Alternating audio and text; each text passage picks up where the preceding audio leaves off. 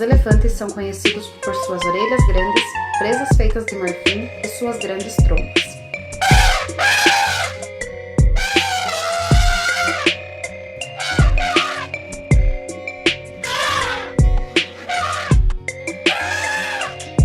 Esses mamíferos magníficos passam de 12 a 18 horas comendo capim, plantas e frutas todos os dias. Eles usam suas longas trombas para cheirar a comida e colocá-la na boca.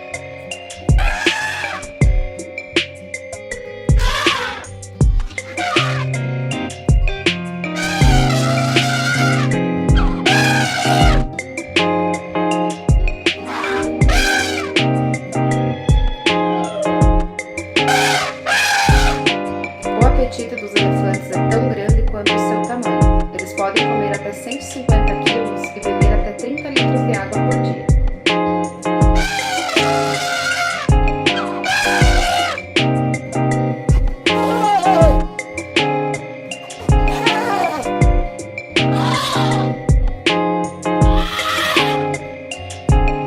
A tromba do elefante é uma fusão do nariz e do lábio superior.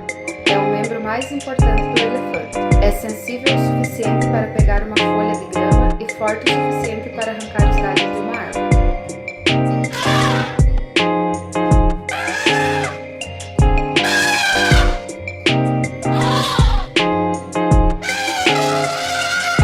Os elefantes são famosos pelos sons emitidos por suas trombas.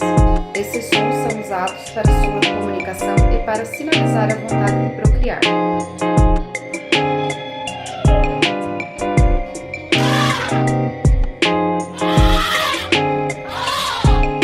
Os elefantes batem suas orelhas gigantes para se refrescar.